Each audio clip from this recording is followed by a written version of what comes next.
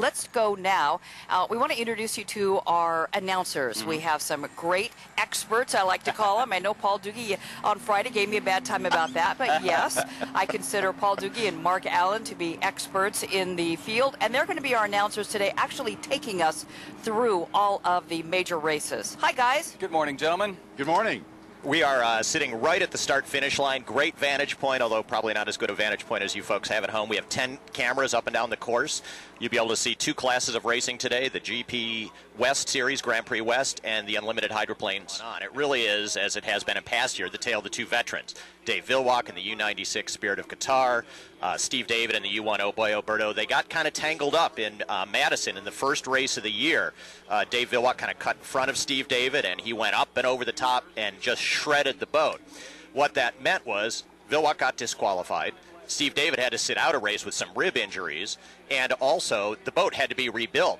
Both of them lost to sneak up to the top. So actually Kip Brown, who's driving today, and Cal Phipps, who drove in Detroit, are sitting atop the National High Points Championship. So those are the kind of the three boats to watch right now. But for both Villwock and David, they have a special reason to really need to score points today.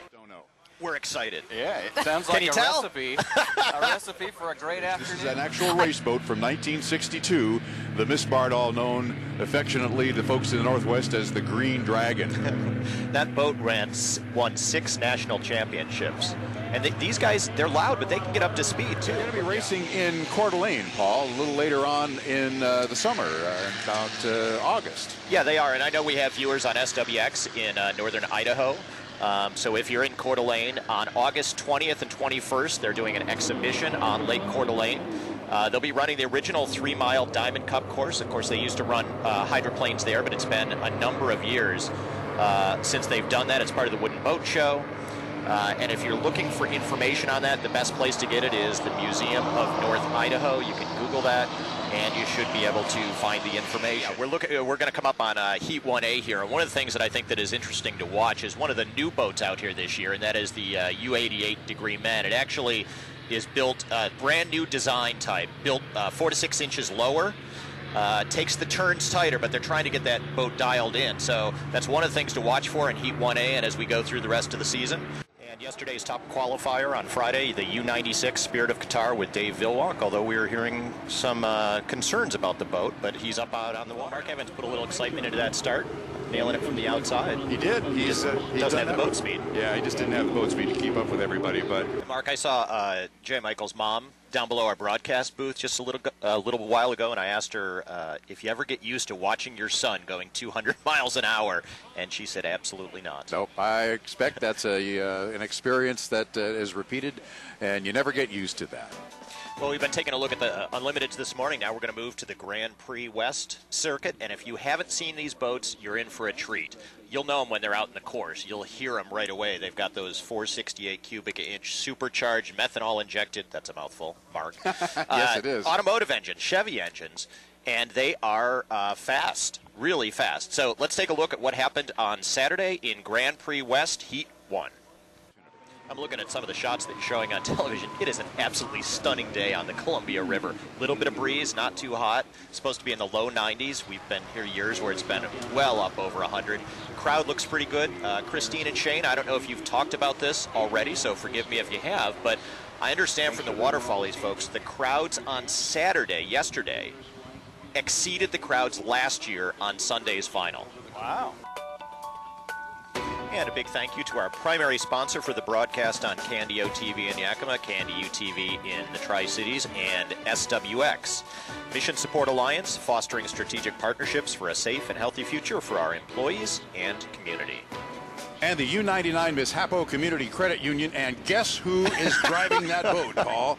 This guy just loves to race boats. It is none other than Mr. Greg Hopp, who was out with the Grand Prix. He ran the U-100 last heat, and now here he is again in the 99. Ryan Mallow is the driver of that boat. He didn't get enough qualifying laps this morning to get qualified as a driver, so Greg hopped into the seat, third straight race. And well, Mark, that was a pretty good race. That was a pretty good race. The U-99 did not get out on the course, but we have an update on that for you. Ryan Mallow, who was the scheduled driver, was able to get in his qualifying laps this morning. You need to get 15 laps. Right, with 10 of them at over 130 miles an hour. Right. in order to qualify. So we should see him in Heat 2B. The penalty, Scott Liddicoat was penalized for encroachment, but it was during the score-up period, and the officials determined that it didn't have a major impact on the race, so little cash out of his pocket. Yeah, but I think that's no he was penalty. going up the backstretch. 22, 23, 24, 25, 26, 27, 28. Hey guys, I got to tell you, as we make this transition, my favorite moment in the broadcast this morning was Patrick Nolan doing his push-ups with Steve David. Right. I want you to tell you, Mark and I just hopped down on the deck, and we were. Okay, I didn't do any push-ups. Right? Mark, I think, stopped at about 115. So just to keep you posted there. Wow. Yeah. Well, we've been eating beef jerky. Yeah. Beef jerky gives a lot of energy, Man, indeed. You guys are fibbers. And you can always access them 24 hours a day at FordCountry.com. For true convenience, if you can't come to us, we'll come to you. Tom Denchel Ford Country, our family serving your family and our community. Enjoy the races. Paul, I think it's time to bring a little more noise onto the race course. You're talking about the helicopter right there? I'm not talking about the helicopter. We're watching the United States Coast Guard search and rescue demonstration, hooking up the rescue swimmer there. But yesterday we had 2 Grand Prix racing heats, and the second one was a barn burner. Wow, I got to tell you, though, you're looking at that helicopter. It's good to know those guys are out there and they practice this in case anybody goes in. And still got his foot in it, but he slowed down just a little bit. He looks like he's back up to speed now, though, Mark. Back down just a little bit on the back. Here comes David Warren, and Greg Hopp now negotiating the last turn on lap number 3, and he's going to finish first. We'll see what we can find out here as they come down. And Greg Hopp and Jerry Hopp. Looks like Ryan Mallow held on for 3rd, David Warren in 4th, and Scotty Pearson 5th as they came across the line. Everybody gets the checkered flag. Well, you had all 4 of those boats within about 2 seconds hitting that finish line. Yeah, that was a great race. Grand Prix Racing Nation earlier today, Paul, about Greg Hopp, who won that heat going away, went out, did some testing this morning, and turned a pretty fast lap. Yeah, Greg's having a great weekend so far. 2 first-place finishes in the Grand Prix heats, and he turned a lap at 130.276 mile per hour on the GP12. That's hugely significant because it's 4 miles faster than the current course record here. Yeah, that's...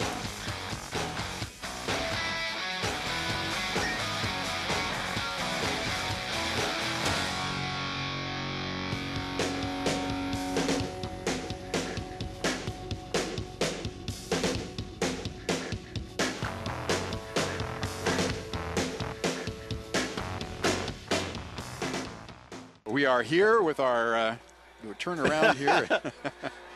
I got a little bit of the mild barbecue wings here, Mark. And I have the regular barbecue rings. Smell good. Yes, they smell. So shall we indulge? I think you should. Well, I tell you what. See if I can keep my microphone out of. I always learned that rule about you never eat on television. May work on for you radio guys, right? I know. Well, they also these are great. I mean, this, yeah, they are good oh, wings. Man. And I've got a whole box of them here. So, and these are a little bit spicy, but boy, they are great. And the crew did give us some napkins and some Purell and things, so we can clean up afterwards. Wingstop, new place opening up on Road 68, actually just right across the river from where we are, coming soon. Yeah. So hey, before we get away, I want to show you guys one more thing. We just got a bunch of swag from the folks at the 88 Degree Man, and we always appreciate that. But I don't know if you can see this, but it's an 88 hydroplane, die-cast hydroplane, like a Hot Wheels car. All right. I was told that if you bring 2 proof of purchases for Degree Men to down here to the pits, or in about a week, you can go online, send them in. They'll give you one of these for free. Wow. So just wanted to share that. I'm taking this one home for my grandson. So there you go. Bon appetit. Oh, yeah, wings are great.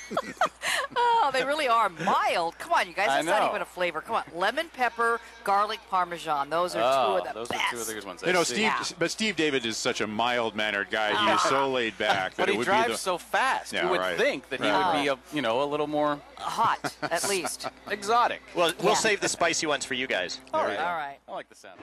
We got a white flag for John Zimmerman and a white flag for Ken Muscatello as we watch here from our position on the barge. And you're you're looking out at the U-17, you can see the distinctive scoop on top and the red and yellow boat as they come into the final turn and head to the finish line. Okay, now let's take a look at, Paul, you and I can see the flags here, and then our cameras cannot. We're looking at Steve David, and they're telling us that Steve David needs another lap, but they are giving him the checkered flag. So we'll have to sort all this out. Steve David comes down to take the checkered flag. The officials on the H1 radio are saying he needs to be having the white flag for another lap around. That would make Kip Brown your winner of Heat 1C. Well, we'll need to sort this out and find out exactly. Now, Steve David is still running at speed. He's running hard, He's running hard down in that Blue Bridge turn, so obviously he knows he's got to take another lap. His communicator has told him, and that's his communicator actually is Mike Hansen, who's the crew chief for the team. So he's been told by the H1 officials that Steve David came to that score up a little too early. That would mean Kip Brown in the U-17 is your winner of Heat 1C. So it looks like your finish at this point would be a first place to Kip Brown and the Miss Red Dot, the 17 boat. We expected that to be a great race between Steve David in the Oh Boy Oberto and Kip Brown in the 17.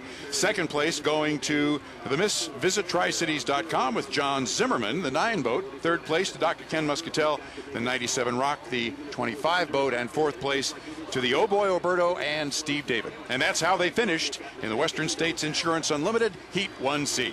Mark, you can almost hear the collective groan from the folks in Madison, Indiana, the home port for the Oh Boy Oberto.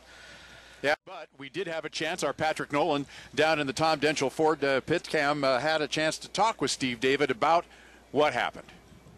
All right, Steve, looked like you were ahead all the whole race, had a big lead, but kind of tell us what happened in that one. Oh, I don't know if you can use the word on TV, we'll try to brain fart.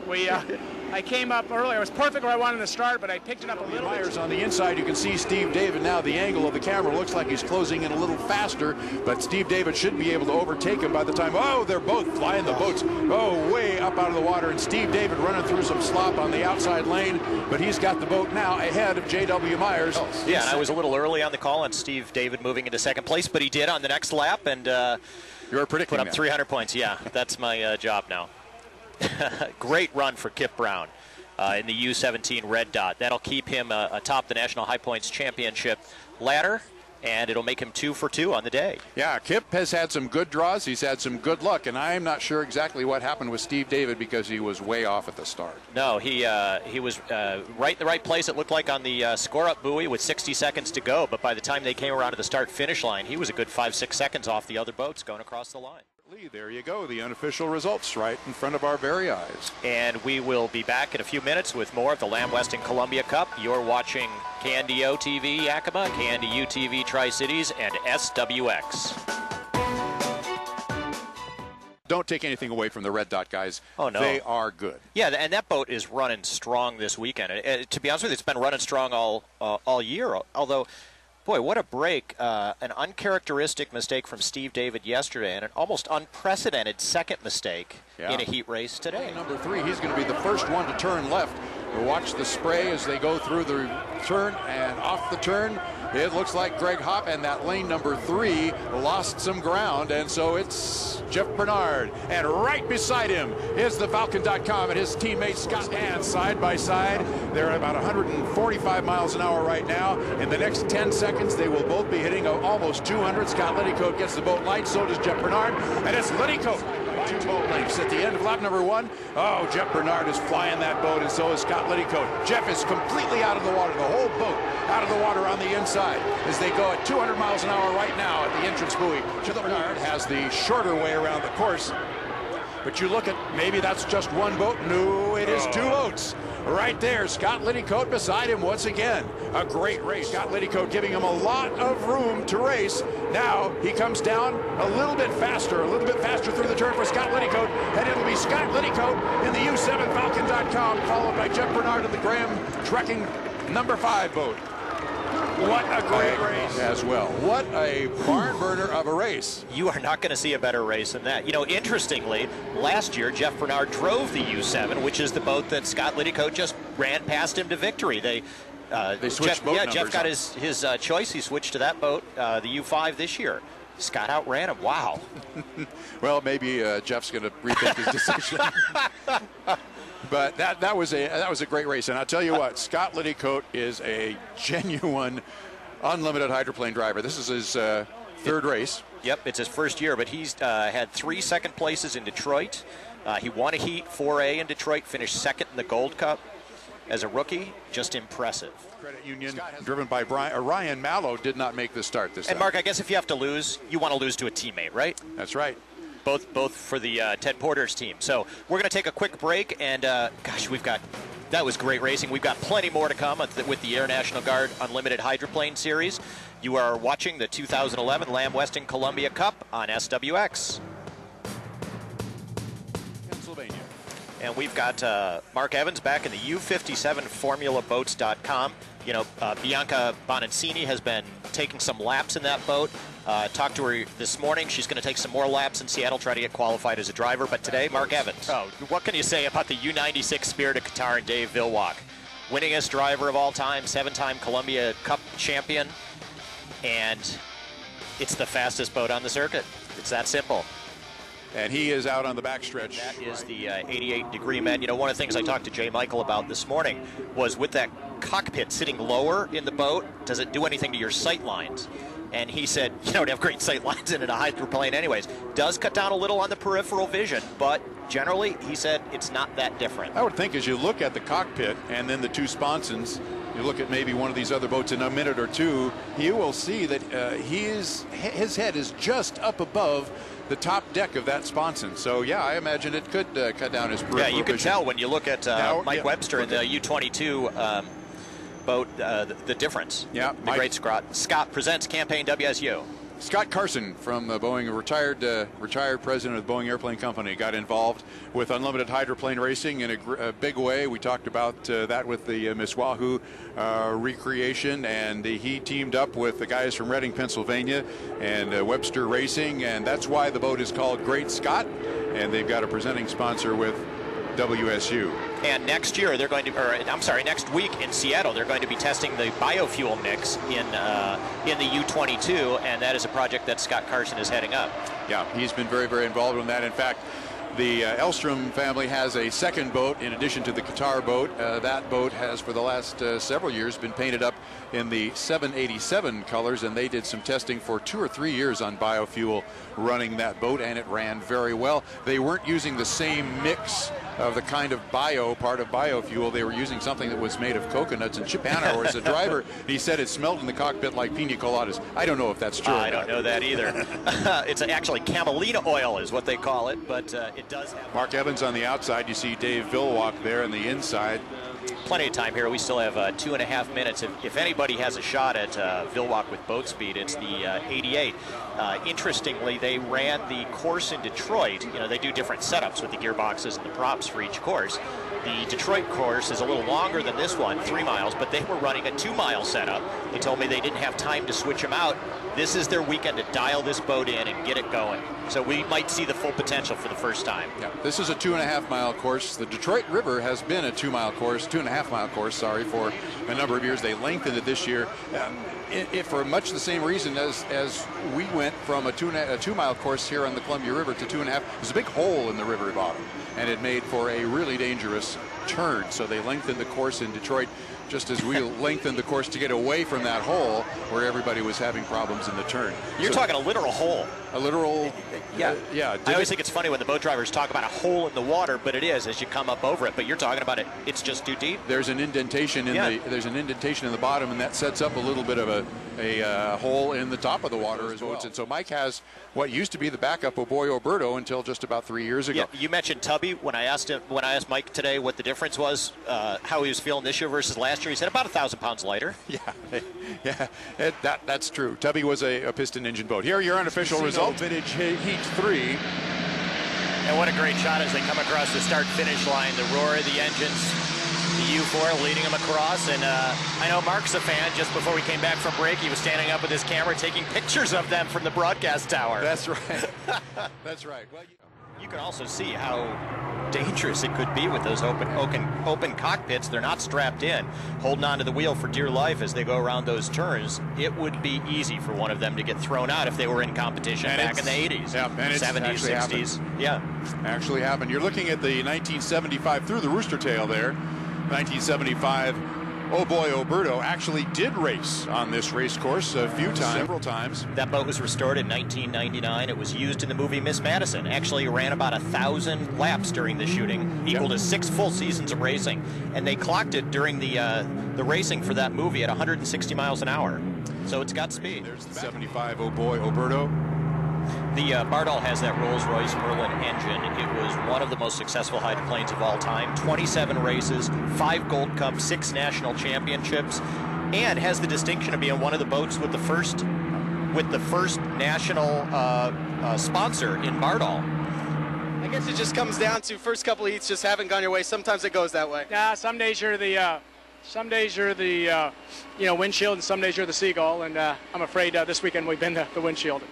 Man. Sometimes you're the windshield, sometimes you're the seagull. That's a bad collision. Man, if you're the bug, I understand that, but the seagull, that'll do some damage to your car. We've got all kinds. People are just brilliant here. They've just got all kinds of sayings. All right, let's go to our announcers now. I know Paul Doogie is standing by. We'll be able to find out more about this penalty. What can you guys tell us? Yeah, Mark Allen's back with us as well. And, boy, just a devastating day for Steve David. Not something you ever see. Not good, not good. We were, when we called the boats coming around the turn, Steve, we saw Brian Perkins had to go out through his rooster tail. Right. They called Steve for encroachment, a lane violation, a 1-lap penalty. That puts him down to last in the heat because he would have had to go 4 laps. He didn't. He doesn't end up in a do not finish. It just puts him down to 5th place in that heat. So he only gets 127 points instead of 300. Yeah, and you're right, Mark. You called it on the course. We kind of wondered if he was going to cut behind him, and that's kind of that's what happened. But boy, tough break for Steve, and it was nice of him on television once again to coin another phrase for us. Even in defeat. Didn't happen to hear that one. So let me think. Yesterday he said he had a brain fart. I'm sorry to say that again, but now I've said that on television. I made the mistake yesterday or this morning of maybe saying it was a senior moment that he had. He thought he was going to take that flak jacket off and beat me with it. I am not talking to him at all about this because for him to make one mistake, let alone 3, is just outrageous. Yeah, that's very, very uncharacteristic. And if you're just joining us, the story right now is Steve David right there. You see him in the U1. Oh boy, Oberto. A couple of uncharacteristic mistakes. He finds himself in the unusual position of he's got to win this race even to have a chance to get into the finals. Yep, and he might need a little help from some of the other guys in J. Michael Kelly in the degree men. And Mark, I will tell you, Billy and Jane Schumacher, who own the 88 degree, Jane called me a hydro geek, so I guess I have to accept the title. There you go. You're one of the group now. Yeah, gosh darn it, I was trying hard to avoid that. See Greg Hopp, he is just finishing his 2nd lap, so he will get the white flag. Steve David comes down right behind him. He's hidden in the rooster tail from our camera angle, but Steve David finishes Heat 3A in 1st place, gets the checkered flag. Yeah, and Mark, I just want to give some props to Steve David before we go to break. You know, he's had a tough weekend, but he is such a gentleman. He'll still come up and talk to our cameras whether he wins or loses. When he wins, he seems to give credit to his crew, and when he doesn't win, he seems to take it on himself as he did again today, and you got to appreciate that. So, Steve, thank you. Big wave of the hat here for Steve David. Now, one thing that these guys are very accomplished in is trolling for starts. That's the way 5-liters start their races, and these guys are both 5-liter drivers. Yeah, both Brian and Kip have won 5-liter races and championships in the 5-liter boats. Yeah, so they are very, very accustomed to doing that. Mark Evans, on the other hand, is just going to fly on the outside, and he's just going to be loaded for bear to come flying down the outside. You know, I remember, Mark, it was only a couple of years ago that some of the boat owners were talking about they didn't have boats that could even do this. That's right. That could troll like this. If they shut down like that, the water would come up over and they might wash out everything. Yeah, and it looked like in that 3rd lap that Brian just kind of settled back into 2nd place, protecting the equipment. As we know, one of the big problems with boat racing is the attrition rate. So keeping the boats together and on the water is important. There comes Ken Muscatel in the U25 97 Rock. He will take a 4th place finish in Heat 3. This is one of the things I love about the Tri-Cities race. Look at this shot. Look how close you can get to the boats, to the action. You're right there. And you don't see that in every race. Beautiful wind, beautiful sun. Not a few clouds over to the west, but not very many. And it's just been a great day. Yeah, we're looking up at the flag on the blue bridge that separates Pasco from Kennewick, and it is not moving an inch. Just pick it up in the camera shot. There it is. It's just straight on, and just a light enough breeze here to keep us cool in the broadcast booth, but that's good racing weather. Yep, absolutely. And, you know, Mark, Brian mentioned that accident in Madison. It was a pretty unfortunate event for Brian. I know he took it exceptionally hard. He was coming around a turn, missed a buoy before the race, and kind of started to circle back, and unfortunately ran right into one of the rescue boats. Tossed a number of people into the water. 3 people hurt, including one fairly seriously. And if you're watching Jeff Bernard in the U5 Graham Trucking, so slow, it doesn't mean there's any problem with the boat. He's just setting up, waiting for the time clock. People may be wondering about the Spirit of Qatar. The genesis of that, it's actually the country of Qatar. Last year, the hydroplanes ran for the first time in Doha in the UIM World Championship Oryx Cup. Man, and when he puts the hammer down, that boat just absolutely flies. It runs your winner, unofficially, of Heat 3C, Dave Villwalk, and the 96 boat, the Spirit of Qatar. Okay, Mark, I have a question for you. You said when the boats were going around the water, they throw off 2,000 gallons of water. Yes. Who measures that? Somebody very, very brave. Greg Hopp with 3 first-place finishes for the weekend. No, they have to be happy about that. Good show for the fans, good racing the entire weekend. Looking forward to seeing the Grand Prix for years to come. You know, Mark, there was a really fascinating story in the Tri-City Herald the other day about Scotty Pierce. Most people know that he was an unlimited hydroplane driver for years. He was kind of out of boat racing for a couple of years. He was all but in a wheelchair 2 years ago. He had a surgery where they actually took out a piece of his vertebrae, and it relieved the pressure on his back, and here he is out racing hydroplane. Well, perfect day for Greg Hopp, winning Heat 1, winning Heat 2, winning the final. What more do you want? Well, there was more. He set a course record here earlier in one of his test runs. And look who snuck into the final, Mark. The U1 Oh Boy Alberto and Steve David. Well, just by the hair on his chinny chin. And the trailer boat means he has to start a little bit back and a little farther out. Yeah. He can start anywhere on the course that he wants, but he has to be trailing the rest of the field, and the only sane place to be is on the outside. Yeah, because otherwise he's in rough water the whole day. Well, that's exactly you're right. looking at the U1 Oh Boy Alberto with Steve David. We started the day talking about the 2 veterans, Steve and Dave Villwalk, and here we are again in the final with 2 of them, head-to-head. And we have a lot on the line today. Not only is Dave Villwalk looking for his record 8th win here at the Columbia Cup to put him past Chip Hanauer. Steve David looking for his 4th consecutive Columbia Cup win. You got boats all over the course, and you got some boats that are almost dead stopped. Almost dead stopped on the inside. Looks like it might be Kip Brown. I think they're rolling down the windows to say hi. That's right. Dave Villwalk. Here he comes, apex of the final turn of the 2011 Lamb Weston Columbia Cup. He brings it wide.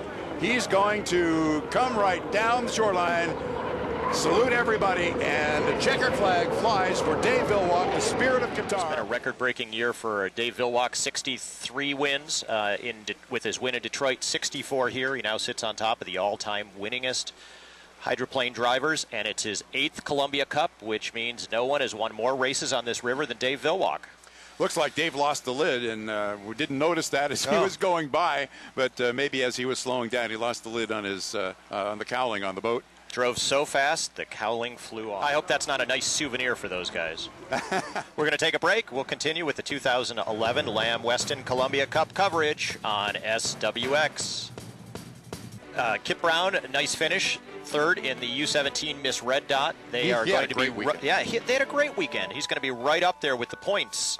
National High Points Championship, although we heard Dave Villwalk say they may have taken over that. We'll have to see the final count to see how that... Talking in the break, and the safety of this, and the fact that you got 6 of those boats going into that first turn at 200 miles an hour, man, that just makes your heart stop for a second. Yeah, accident-free weekend is a great thing. Perfect, perfect. That's the way we want it. So I guess we're going to go down and talk to Christine and Shane and see if you guys have recovered. That was a heck of a race. That was. That was a great race, you know, and those first couple of laps where there was a back and forth going on, there were a lot of the Steve David folks. Yeah, the Oh Boy Alberto right team. In our area, and they were just, yay, yay. And then when you know, they'll walk past him, then they were quiet for the rest of the race. So that's too bad. But it was, as you guys have talked about, awesome race.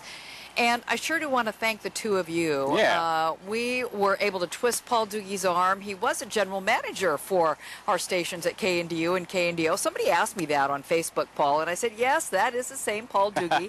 You know, and while he was here, he just became an unbelievable enthusiast for hydroplane racing, and so he did a great job today tag teaming with Mark Allen. We sure want to thank the two of you. You did a wonderful job, as usual, and we sure do appreciate it. Well, it's a pleasure for us to work with you guys, and for me to come over and work with Paul. I've known Paul for a long time, and we've had a lot of fun up here this weekend, and we hope we brought you a great show for the Air National Guard Unlimited Hydroplane Series, as well as Grand Prix West Racing Association. The big blown motor boats that you saw out here, they were loud and fast and fun too. I told Mark it was kind of like I had an internship, and I appreciate everything you've taught me. And the thing I learned this weekend was just to shut up when Mark's calling a race. There you go. Now, but Paul, you've got a lot of great insight. We do appreciate that. That's right. Paul has decided that this is the only place he ever wants to watch a race from anymore. Absolutely. Right on the start-finish line, and you just can't beat this location here on the Columbia River. No, you absolutely cannot. All right, and we guys. want to Thanks very much. Our SWX partners as well, and we broadcast on.